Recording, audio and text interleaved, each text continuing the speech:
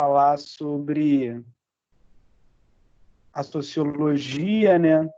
Nós vamos dar prosseguimento às nossas discussões sociológicas e a gente vai falar hoje sobre o sistema político democrático, né? Estão todos me ouvindo? O áudio está saindo legal para vocês aí? Algum problema para isso? Tudo certinho? Posso iniciar aí? Já está todo mundo perto aí do computador? Já está todo mundo... Ô, Mariana Caruso, como vai a senhora? Quanto tempo? Beleza. Vamos lá, vamos começar a nossa conversa da aula de hoje. Deixa eu ajeitar aqui um segundo. Então, pessoal, na aula de hoje, nós vamos começar a falar sobre... Ah, a professora Esther chegou. Seja bem-vinda, professora Esther. Ela vai acompanhar a gente na aula de hoje aqui pelo chat. Desde já agradecendo a presença dela aqui com a gente, professora Esther. Na aula de hoje, a gente vai falar sobre a teoria do sistema político democrático, né? Mas aqui nós vamos trazer algumas questões que estão relacionadas a esse conceito, né? Então, a gente vai falar sobre teoria do Estado, a gente vai falar sobre configurações desse modelo, né, dessa instituição democrática, né? A gente vai falar de regime de governo, a gente vai falar de formas de Estado, enfim, a gente vai percorrer alguns conceitos que estão relacionados a esse debate e a gente vai entrar no que de fato interessa aqui como tema central da aula, que é a discussão sobre o que é a democracia, né? Pessoal, eu imagino que vocês já tenham discutido lá na filosofia, né, que falar de política, pessoal, é uma coisa muito importante para a construção do pensamento das ciências humanas, né? E principalmente para a construção daquilo que ficou conhecido enquanto teoria social, né? Enquanto teoria das ciências humanas, né? E quando a ideia de política surgiu lá na Grécia Antiga, né? Com a ideia de polis, do gerenciamento do espaço, né? Da cidade-estado, das tomadas de decisões, e você ter uma compreensão de sujeito e de indivíduo, né? Nós tivemos a nascença, nós tivemos o desenvolvimento, né? O nascimento daquilo que nós chamamos lá no nosso capítulo 3 de cidadão. Não ele vai surgir nesse momento, ele vai surgir junto com a política, né? E falar de democracia aqui nada mais é do que perceber como que esse cidadão ele vai se configurar dentro do processo, né? Ele vai se configurar dentro desse espaço em que ele se coloca, em que ele está inserido, né? Então, para falar de sistema democrático, né, a gente precisa percorrer esses elementos que estão aqui selecionados para a nossa aula de hoje. A gente precisa falar de origem de Estado, da organização política do Estado, nós precisamos falar do que é um sistema político ou o que é um sistema de governo, nós precisamos falar do que é a teoria democrática, dos diferentes tipos de democracia e de como a democracia ela se faz presente na nossa realidade, né? Então, a gente vai percorrer aí esses 5 pontos na nossa aula de hoje, né? E aí, percorrendo esses 5 pontos, a gente consegue entender de fato o que significa o termo democracia. Tudo bem, pessoal? Sempre pensando esse termo, sempre pensando essa discussão relacionada diretamente com a ideia de política e mais com a concepção de cidadão que se faz presente com a ideia de política, né? Vocês devem lembrar que o conceito de cidadania ele é um conceito que ele evoluiu ao longo do tempo, é um conceito que se transformou. Pois bem, o conceito de democracia ele também vai se transformar. Então, vocês podem perceber que, na nossa discussão aqui de hoje, nós falamos dessas transições, nós falamos dessas modificações e nós falamos também sobre como que essa ideia se faz presente na nossa realidade social. Pessoal, até aqui alguma dúvida? Tudo tranquilo? Posso seguir?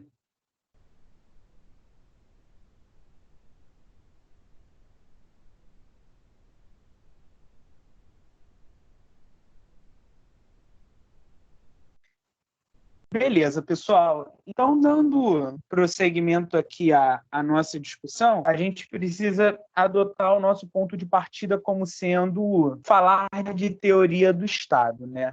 Eu acho que o conceito de Estado ele é um conceito que, ao mesmo tempo, ele é um conceito amplo, né? Ele é um conceito que engloba uma série de questões, né? Mas ele é um conceito que a gente também tem dificuldade de definir, né? Se a gente pega a teoria da ciência política clássica, a gente vai perceber que a ideia de Estado ela se coloca como sendo associada a um espaço, a um território, né, que indivíduos ocupam esse território, né, e esses indivíduos eles possuem algumas questões em comum dentro desse território que ele ocupa, né? Então a gente pode dizer que a ideia clássica de Estado, né, ela é muito associada à questão de território e da população que compõe esse território, né? Mas, entretanto, quando a gente para pensar a ideia moderna de Estado, o que a gente precisa perceber? A gente precisa perceber que, além dessas questões aqui já colocadas, é necessário se pensar uma série de instituições que se fazem presentes para o controle das relações dentro desse território comum, né? Então, por exemplo, pensar quando a gente para refletir sobre diferentes momentos históricos, né? Quando a gente para analisar situações políticas que contrastaram ao longo do tempo, né? A gente vai ver que, por exemplo, quando a gente fala lá dos regimes absolutistas, quando a gente fala até mesmo da própria crise do sistema feudal, né, a gente percebe que naquele modelo de Estado clássico, o Estado ele é praticamente associado a uma figura, né? Aquela figura que exerce o poder soberano, a concentração de poder em relação aos demais indivíduos, né? Então ele tinha território, certo? A população também se fazia presente dentro daquele espaço, né? Só que para a gente pensar hoje a ideia de Estado, é muito importante a gente perceber como que falar de população hoje, que compõe um determinado Estado, é falar sobre o sentimento que essa população tem, né? Sobre o sentimento de pertencimento presente a esse espaço, né? E esse sentimento de pertencimento a esse espaço está associada à ideia de nação, né? A ideia de nação ela é muito importante para a gente pensar que o Estado ele vai além de um território, ele vai além de uma comunidade imaginada, né, que faz presente no nosso dia a dia, né? Além das diferentes manifestações culturais, além das diferentes etnias. É necessário a gente pensar um sentimento de pertencimento, né, a esse espaço. E aí a gente pega para pensar, por exemplo, o Brasil, né? A gente pega para pensar a nossa realidade. Nós ocupamos um país, nós ocupamos um estado que é chamado de Brasil. Mas a forma de ocupar esse estado, ela é a mesma por todos os indivíduos ou ela é uma forma que varia? Ou ela é uma forma que se transforma? Ela é uma forma que varia, ela é uma forma que se transforma. Dentro desse estado, dentro dessa comunidade comum, né, imaginada, eu tenho uma série de maneiras de você pertencer a ela. Eu tenho diferenças culturais, eu tenho diferentes etnias, eu tenho diferentes manifestações religiosas, eu tenho diferentes formas de você atribuir sentido e significado a esta nação, né? Então, pensar Estado-nação é você perceber um conceito extremamente global, um conceito que vai procurar trazer consigo essas diferentes manifestações e essas pluralidades que se fazem presentes dentro desse espaço, né? Só que aqui a gente precisa entender o seguinte, que quando essa ideia de Estado moderno ela se coloca para a gente, pessoal, nós estamos falando aqui do contexto das revoluções burguesas, né? A gente falou ali que a partir do século XV, do século XVI, nós tivemos a crise do absolutismo, nós tivemos a crise das sociedades feudais, né? Do modelo feudal, e em paralelo as grandes navegações, desenvolvimento das revoluções, né? Tanto a burguesa como a gente já mencionou, mas também a Revolução Industrial, a gente tem uma concepção desse Estado, a gente tem uma concepção burguesa dentro desse Estado, né? Então, a gente pode dizer que esse Estado burguês, ele, ao mesmo tempo que conserva o seu poder no espaço interno, ele também vai manter esse poder no espaço externo. O que isso quer dizer? Na ideia de manter o poder no espaço interno, é que ele vai conseguir manter o controle dos indivíduos dentro daquele espaço, o controle dos indivíduos dentro daquela territorialidade. E, na esfera externa, ele não vai se subordinar, ele não vai se colocar sobre as leis de nenhum outro tipo, de nenhuma outra forma do Estado. E aí a gente entra no que Weber fala. O que o Weber fala que é a definição de Estado? Ele não vai dizer que o Estado é o detentor do monopólio legítimo do uso da força. Então, falar de Estado como monopólio legítimo do uso da força é pensar que agora o poder ele não está mais concentrado na figura de um indivíduo. Ele não está mais concentrado na mão de um monarca, por exemplo. Ele está concentrado na mão do Estado. O Estado agora, ele é uma pessoa? Não.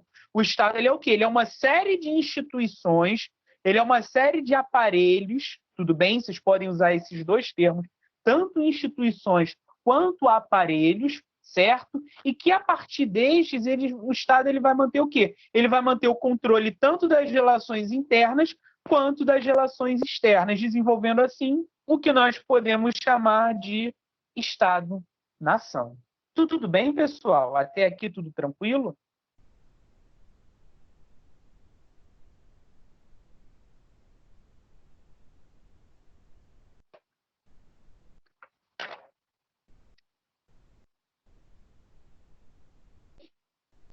Tranquilo, beleza? Então a gente pode dizer que essa concepção de Estado moderno, ela de certa maneira, ela traz da concepção clássica da ideia de Estado a questão de território, tudo questão de uma fronteira, de um espaço em comum determinado, né, delimitado, só que ela vai desenvolver uma série de outras questões, né? Como a gente pode falar da questão da população, do sentimento de pertencimento, a ideia de nação, ela é muito importante, né? Se a gente for pegar cada estado-nação tem a sua bandeira, mas no caso do Brasil, por exemplo, cada estado tem também a sua própria bandeira, né? Isso representa múltiplos sentimentos de pertencimento, né? Então eu não sou só brasileiro, eu sou brasileiro, eu sou cidadão do estado do Rio de Janeiro e habito no município do Rio de Janeiro, né? Então eu tenho diferentes formas de ocupar esse espaço, essa comunidade imaginada chamada de Estado, do Estado brasileiro, né? Então o que a gente pode perceber?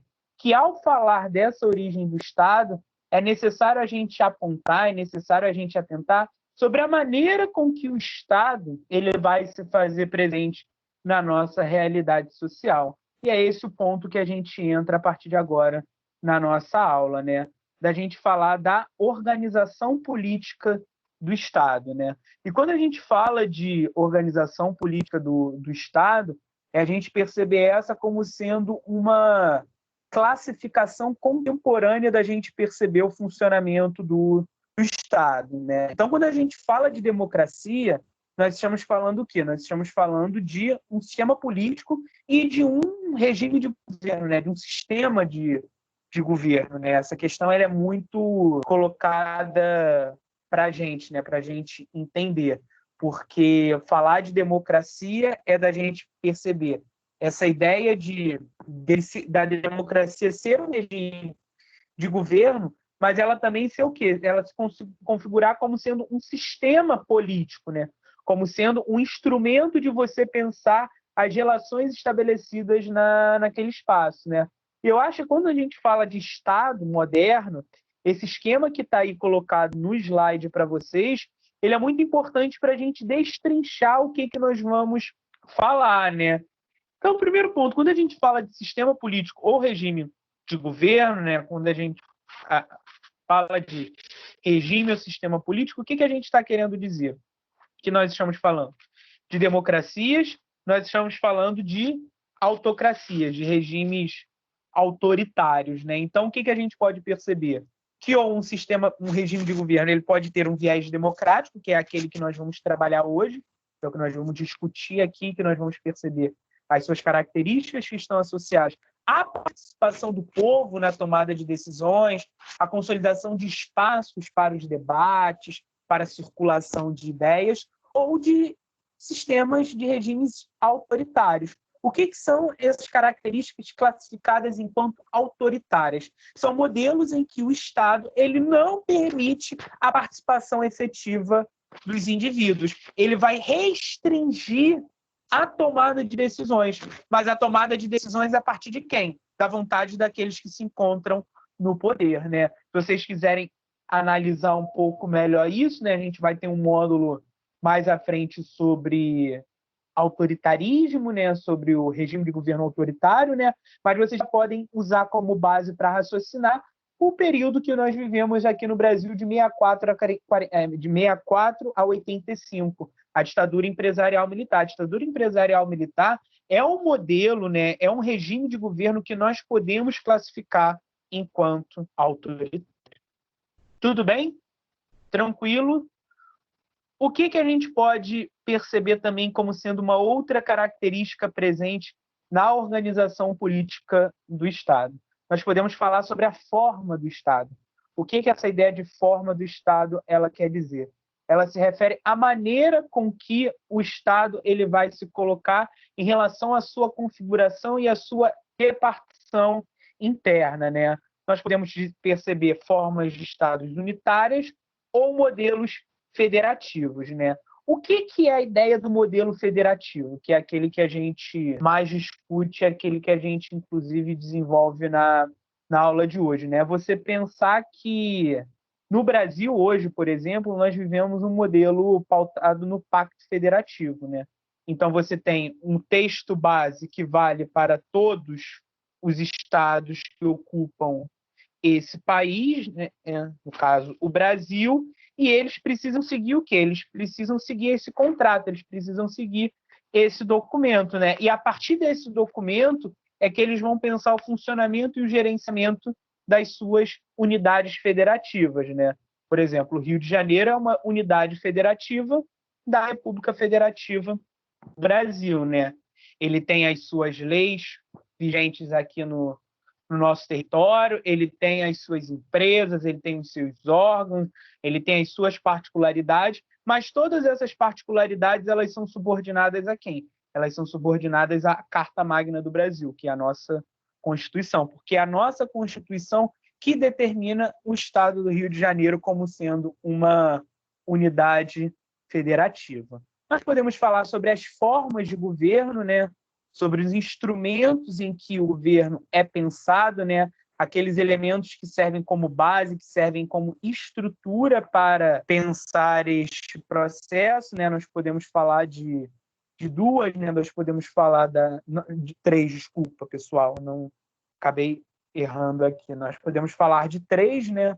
Podemos falar da monarquia, nós podemos falar da república e nós podemos falar da anarquia, né?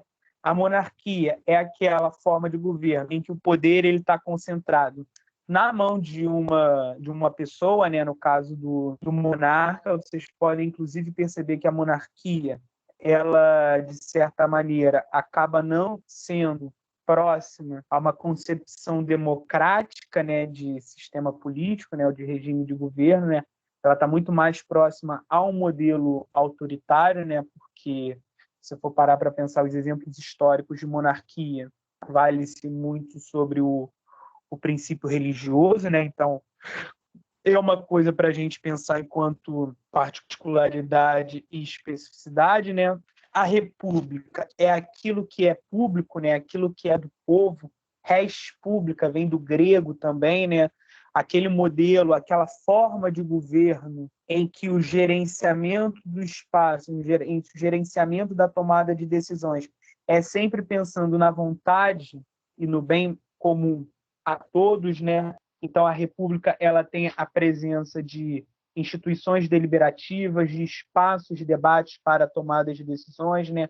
A vontade do povo ela é acatada, né? Mas não a vontade de todo mundo, a vontade da maioria. Vocês podem, inclusive, fazer um paralelo a isso com aquilo que o Habermas vai falar. Eu imagino que vocês já tenham debatido Habermas em filosofia, né? Sobre a questão do consenso, né? A obtenção de consensos ela é um elemento fundamental para se pensar o princípio republicano, né? para se pensar, por exemplo, a ideia de aceitar quando o seu candidato ele perde uma eleição, quando ele perde um pleito, né? É consensual de que naquele momento não é a sua vontade enquanto indivíduo, mas a vontade da maioria. E o seu papel do quê? Ao mesmo tempo que você teve o espaço para expressar a sua opinião, você acatar o que foi decidido na coletividade. Pessoal, até aqui tudo bem? Alguma dúvida?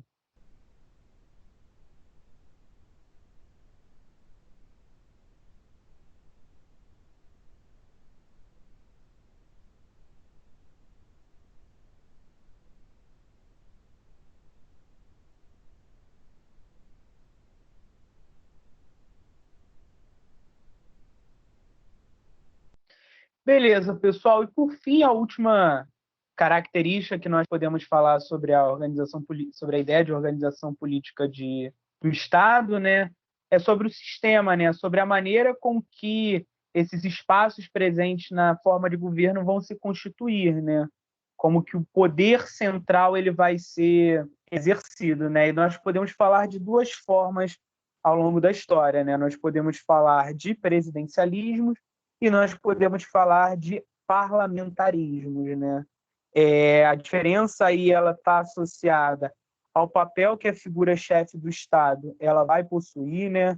No caso do parlamentarismo, a figura máxima, né? A representação. No caso lá, o primeiro-ministro, por exemplo, ele está direcionado, ele está relacionado com as vontades do parlamento, né? Você tem uma divisão entre chefe de Estado e chefe do governo, a gente vai falar melhor disso nos nossos próximos capítulos, né? Nos nossos próximos tópicos, né?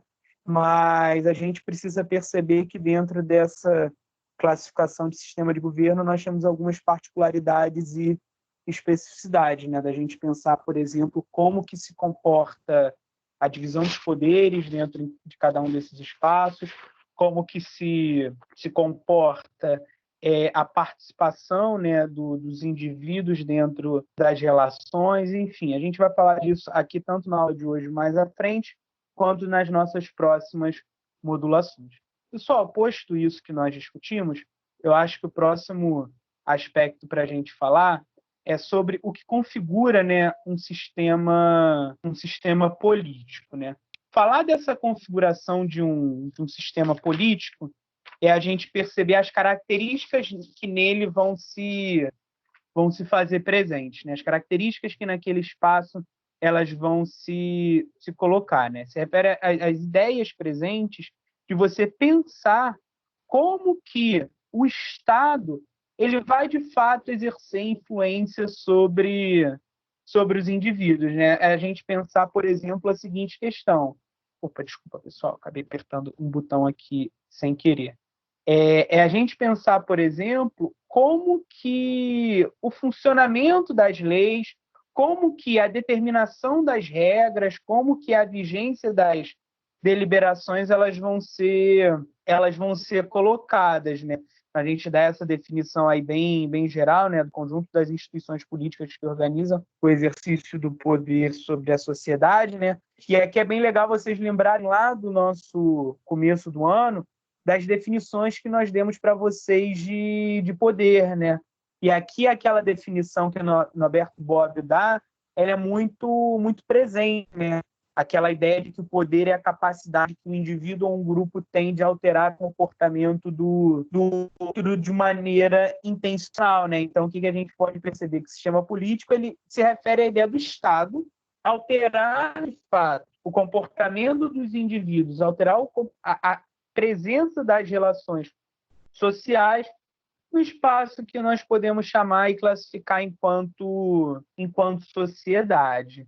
Tranquilo, pessoal? Então, aqui essa apresentação, né, do que é um sistema político, né, para a gente poder perceber como que isso se faz na nossa realidade, não ficar enquanto objetivo. Pessoal, só voltando aqui rapidinho no elemento que eu acabei de lembrar, esqueci de comentar com vocês, né? No caso do Brasil, com a nossa Constituição, de 88, é legal a gente ver como que esse esquema ele vai se colocar, né? A gente pode falar, por exemplo, do nosso regime de governo. Ele é pautado pela nossa Constituição Cidadã como sendo um regime democrático.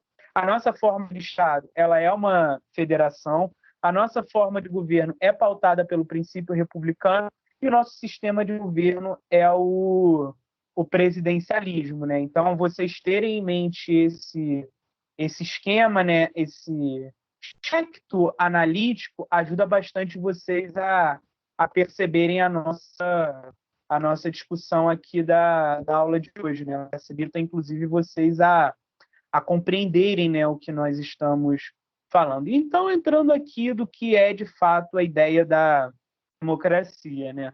Como eu falei para vocês, né, a ideia da democracia ela nasce na Grécia Antiga, né? Ela nasce no contexto da formação das cidades-estados, né? A gente pode dizer que a Grécia ela é o berço da democracia, né? E dentro dessa concepção, que nós vamos ver mais à frente, que é possível se distinguir entre clássica e moderna, né? Nós temos uma ideia que se faz presente em todas essas duas definições, né? Que a ideia de democracia ela se refere ao poder do povo, ela se refere à junção desses dois radicais que estão aí colocados, né? Demos e Kratos, né? Então a gente pode dizer que dentro desse sistema político o poder ele não vai ser exercido pelo um grupo de indivíduos. Percebam, mas ele vai ser exercido por quem? Por quem é considerado cidadão. Olhem a diferença que nós estamos aqui mencionando, pessoal. Então, o que a gente pode perceber? Que para falar como a democracia ela se faz presente na nossa realidade social, é necessário perceber, por exemplo, que naquele espaço que eu estou analisando, naquele espaço que eu estou refletindo, como que se dá a configuração, como que se dá a presença da ideia de cidadão. Então, falar de democracia é também perceber como que a ideia de cidadania ela se faz presente, né? Então, quando a gente fala do surgimento da democracia na Grécia Antiga, é muito, muito importante para a gente pensar, porque ela vai, inclusive, mostrar para a gente a principal diferenciação entre o modelo clássico e o modelo contemporâneo. Tudo bem, pessoal? Tranquilo?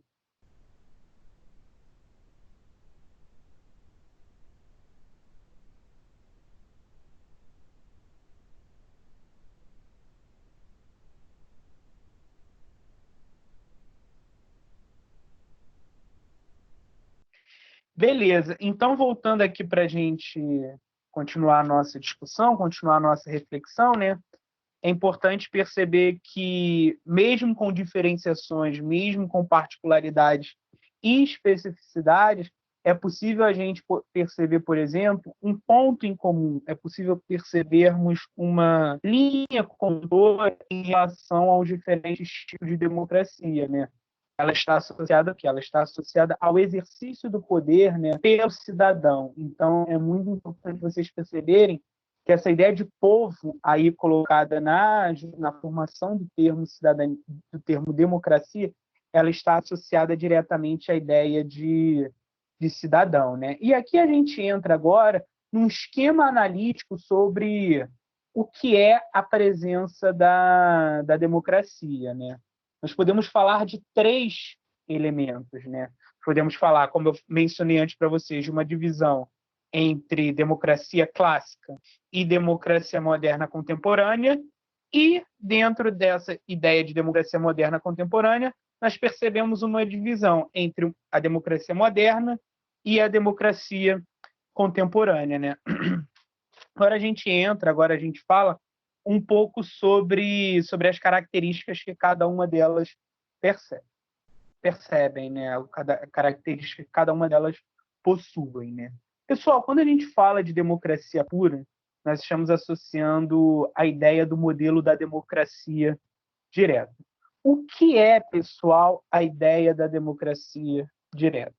se refere à concepção associada ao contexto da formação das cidades-estados, no caso da Grécia Antiga, que estamos falando aqui de Atenas, que nós dissemos que é o berço da democracia na nossa sociedade, né? E que dentro desse modelo, aqueles indivíduos que eram considerados cidadãos, eles, através dos debates, através das discussões, através das rodas de conversas, eles conseguiam o quê? Eles conseguiam alcançar consensos e que, a partir desses consensos, eles tomavam as decisões para o bem comum da população. Então, nesse caso aqui, a Ágora, por exemplo, ela é um espaço fundamental, porque vai ser neste local em que o cidadão ele vai debater, em que o cidadão ele vai discutir, e ele, através desse debate, dessa discussão, vai alcançar o bem comum para o território onde ele vive. Então, por isso que a gente diz que esse modelo é a concepção direta da democracia. Por quê? Porque eu não escolho nenhuma representação. Eu não delego o meu poder, eu não delego a minha deliberação para outra pessoa. Mas sim, ela é o quê? Ela é exercida de acordo com a minha vontade. Ela é exercida de acordo com a minha individualidade. Só que a gente tem que lembrar lá na nossa aula 3 que nós, ao falarmos da concepção de cidadania, nós percebemos que o termo cidadania é clássica. A concepção do cidadão clássico é uma concepção diferente dos indivíduos. Então, a gente pode dizer que, nesse contexto da Grécia Antiga, cidadão se refere a uma ideia de privilégio associada à realidade social. O que isso quer dizer na prática, pessoal? Que nem todos os indivíduos que ocupavam esse espaço eram considerados cidadãos. Então, nesse contexto, todos os indivíduos eles poderiam exercer a democracia direta? Não. Só aqueles indivíduos que eram o quê? Que eram considerados cidadãos. Aí sim, os cidadãos eles podiam o quê? Eles podiam exercer a democracia direta, né? Então, o que a gente pode perceber? Que mesmo ela contemplando a ideia e a concepção de que o povo agia diretamente na tomada de decisões, o que a gente percebe? A gente percebe um escopo restrito dessa democracia direta, porque, por exemplo, nem todos os indivíduos poderiam decidir, poderiam deliberar sobre desenvolvimento, sobre o bem comum, sobre a vontade do espaço em que eles habitavam, né? Então, a gente percebe aqui uma série de questões a se pensar, né? Porque dentro desse modelo, nós estamos falando que a administração da sociedade ela se dá de uma forma direta, sem a presença de nenhuma representação, mas que, neste contexto, nem todos os indivíduos eram considerados cidadãos. E aí o que a gente percebe? Que quando a ideia de democracia ela retorna à circulação de debates, à esfera pública, o que a gente vai perceber? Que a concepção moderna, ela de certa maneira, ela vai procurar se diferenciar da concepção direta da democracia, né? A ideia da democracia pura. Por que ela vai procurar se diferenciar? Porque, primeiro ponto, quando a gente fala do surgimento da democracia moderna, nós estamos falando de um contexto histórico quê? De consolidação de uma nova ordem social. Esta nova ordem social ela não vai, por exemplo, se colocar favorável às políticas presentes no absolutismo, às políticas presentes no feudalismo, enfim, ela vai querer se diferenciar desses momentos históricos, né? E ela vai entender, por exemplo, que nesses modelos históricos que ela vai procurar criticar, a centralização de poder é um elemento muito forte. A centralização de poder é um elemento muito presente. As pessoas, mesmo com os espaços existentes, elas não vão encontrar instrumentos de discussões, elas não vão encontrar instrumentos para exercer e para fazer valer a sua vontade enquanto indivíduo. Então, o que a gente vai perceber? Que na concepção moderna de democracia, eu não vou ter mais a presença da ideia do indivíduo ir até o espaço, debater, discutir e tomar a decisão ali naquele local através de consenso. Mas sim, eu vou ter o quê? Eu vou ter a escolha de representantes para que esses representantes, um número restrito de indivíduos, exerçam, a partir de suas ideologias, a partir do seu conjunto de ideias, o bem comum para o território em que eles estão habitando, para o território em que eles estão ocupando. Então, pessoal, percebam bem que na democracia representativa, na democracia moderna, a ideia de voto ela é uma questão fundamental, porque é por meio do voto que o cidadão vai estar o quê? Que o cidadão vai estar exercendo a democracia, né? Então, ele, por meio da escolha da representação, ele vai delegar a outros indivíduos o processo, o processo de tomadas de decisões, o processo de tomada de deliberações, e a partir desses nós vamos ter o quê? Nós vamos ter o funcionamento das relações sociais. Entretanto, o que a gente percebe? Que na concepção moderna de democracia se vê aquilo que antes era visto como sendo algo positivo, a capacidade do debate, a capacidade da discussão, né? Então, o que a gente percebe? Que se tem um meio termo aí que precisa ser preenchido, né? Porque, ao mesmo tempo que englobar todos os indivíduos é importante, logo, o advento da representação é fundamental, mas também a ideia de debate, a ideia de discussão é um fator que deve se fazer presente, né? Então, a ideia contemporânea de democracia, ou como nós podemos classificar como sendo a democracia semidireta ou deliberativa, né? Ela vai conseguir contemplar, ela vai conseguir classificar esse processo aqui que nós estamos falando, porque dentro desse escopo, desse espaço de democracia, né? Dentro desse escopo, nós vamos ter a criação de espaços aonde será fomentada o diálogo, aonde será fomentada a discussão entre os representantes e a população. Então, por exemplo, você falar de mecanismos como o orçamento participativo. O que é um orçamento participativo? É você pegar uma prefeitura, por exemplo, que tem lá o seu orçamento para uma determinada área ou para várias áreas em comum, educação, saúde, e chamar a população através de consultas públicas, através de assembleias populares, para a população debater não só com ela mesma, mas também com os seus representantes, como que o governo ele vai tomar as decisões e as deliberações. Então, a ideia da democracia semidireta, ela pode ser vista como sendo um meio termo. Ela pode ser vista como sendo um meio campo entre a democracia direta e a democracia representativa, porque ela vai criar espaços para que a população não vá lá somente e vote e escolha os representantes, para que a população esteja em constante diálogo, para que a população esteja em constante discussão.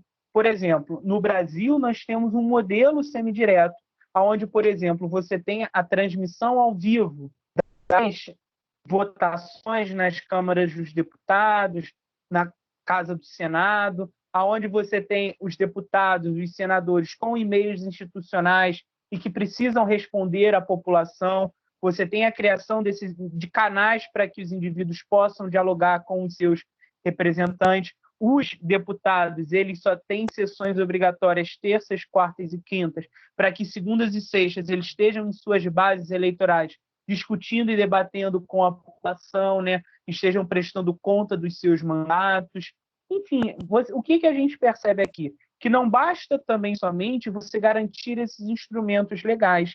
É necessário você cobrar, é necessário você mandar o quê? A presença deles no dia a dia da população, a presença deles no dia a dia dos diferentes cotidianos. Tranquilo, pessoal?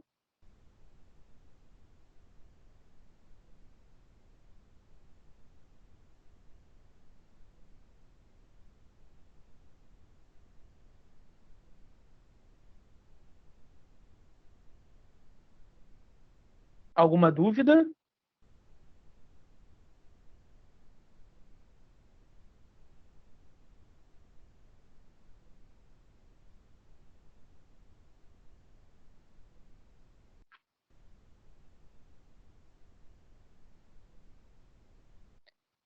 Pessoal, então eu acho que. Deixa eu só ajeitar minha câmera aqui. Eu acho que aqui a gente pode fechar a nossa discussão da aula de hoje, né? E aí eu vou responder agora as dúvidas de vocês, pessoal. Deixa eu só compartilhar de novo aqui a tela, que aí eu posso usar aqui para poder ler o que vocês vão perguntar. Plebiscito é quando a gente tem o processo de consulta à população, e dentro dessa consulta à população são colocados temas para que as pessoas votem, para que as pessoas expressem a sua opinião sobre aqueles pontos que não, ou, por exemplo, não conseguiu alcançar um consenso, não conseguiu se colocar uma possibilidade de alcançar uma reivindicação, né? Por exemplo, a gente pode perceber que a ideia de plebiscito ela se faz muito presente dentro da teoria, né, do nosso sistema de governo, né? Por exemplo, lá em 1993 nós tivemos um plebiscito para decidir se o Brasil seria ou uma república ou se o Brasil seria uma monarquia, ou se o Brasil seria parlamentarista, ou se seria presidencialista, né? Por que nós tivemos esse plebiscito lá em 1993? Porque essa não foi uma questão que a nossa Assembleia Nacional Constituinte conseguiu chegar a um consenso, ela não conseguiu alcançar esses espaços de debates, né? Ela não conseguiu contemplar essa questão, né? Logo, por conta disso, acabou-se tendo esse mecanismo adotado para que esse mecanismo ele fizesse a tomada de decisão, né? No caso, a população escolhesse qual que ela iria exercer, né? O que ela iria presenciar no seu dia a dia.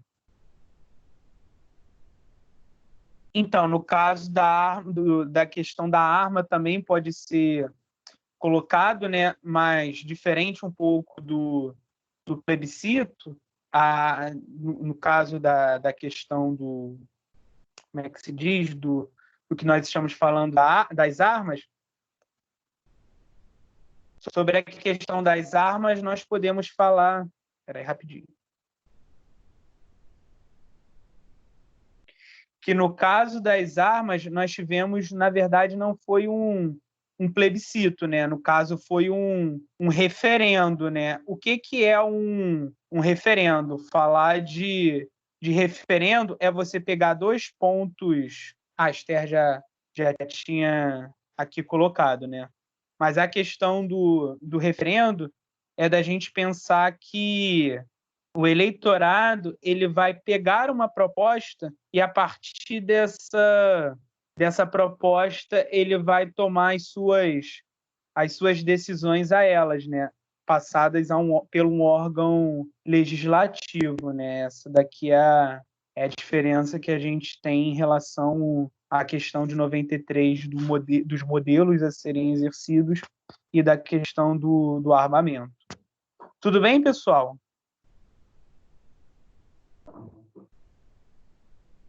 Queria saber se a gente pode terminar aqui. Já está dando o nosso horário. Queria agradecer a atenção de todas e todos. Muito obrigado aqui. Obrigado também à professora Esther, que acompanhou a gente aqui no chat, nas sistematizações. Qualquer dúvida, pessoal, galera aí, Bruna, Mariana, tem aí o meu contato lá no grupo. Quem quiser pode mandar alguma pergunta lá que eu respondo para vocês, tá? Podem usar lá aquele canal para tirar as dúvidas também. Obrigado, Francine, aí por acompanhar a gente, tá? Na aula de hoje também. Vou fechar aqui a gravação para a gente poder encerrar a nossa aula. Tudo bem? Mariana, eu lembrei de você. É porque não dá para pegar aqui. Eu achei aquele desenho que você fez para mim ano passado. Achei bem legal. Tá aqui nas minhas coisas. Depois eu te mostro.